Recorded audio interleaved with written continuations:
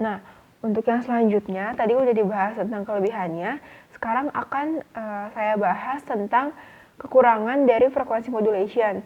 Jadi, frekuensi modulation ini, tadi kalau misalnya di amplitude modulation itu, cukup luas jangkauannya, bisa jaraknya cukup jauh, bisa terjangkau. Tapi kalau misalnya di frekuensi modulation ini, jangkauan siaran itu terbatas. Jadi kalau misalnya contohnya di balik gunung atau di balik bukit, siaran atau suara ini tidak bisa terjangkau, nggak bisa tertangkap seperti itu. Nah, yang terakhir untuk kekurangannya itu, jadi pendengarnya itu mayoritas karena tadi jangkauannya terbatas, jadi dekat dengan stasiun pemancarannya karena jangkauannya yang terbatas itu. Nah, untuk modulation yang terakhir yaitu phase modulation, untuk keuntungannya sendiri, jadi kan phase modulation ini adalah kontras sederhana dengan frekuensi modulation tadi.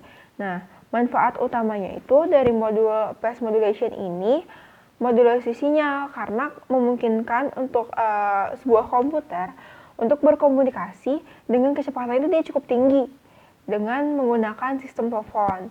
Nah, selanjutnya itu saat informasinya sedang dikirim tanpa sebuah gangguan, maka tingkat kecepatannya itu bisa kita amati. Dan yang terakhir, keuntungan dari phase modulation ini itu adalah potensi noise-nya lebih kecil. Jadi kalau dibandingin tadi dengan yang amplitude modulation, phase modulation ini juga lebih baik dari segi noise-nya gitu, karena noise-nya kecil untuk di phase modulation. Nah, kalau untuk kekurangannya sendiri, di phase modulation ini dia membutuhkan dua sinyal dengan adanya variasi fasa di antara keduanya. Nah, dari hal tersebut, pola-pola yang ada itu dibutuhkan juga untuk sebagai referensi dan juga sebagai sinyal terbentuk. Nah, selain itu, jenis dari modulasi ini dia membutuhkan perangkat keras yang semakin kompleks karena teknik konversinya. Tadi kalau dibandingin lagi sama amplitude modulation, tadi kalau di amplitude modulation itu nggak begitu kompleks. Kalau di sini cukup kompleks ya karena butuh perangkat keras kayak gitu.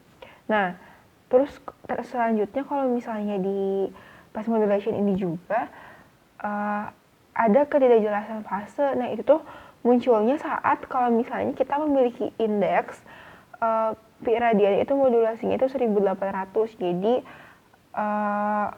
akan muncul ketidakjelasan fase dan itu juga termasuk dari kekurangannya.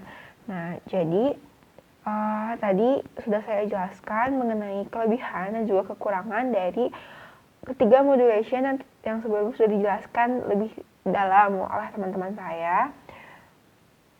Dan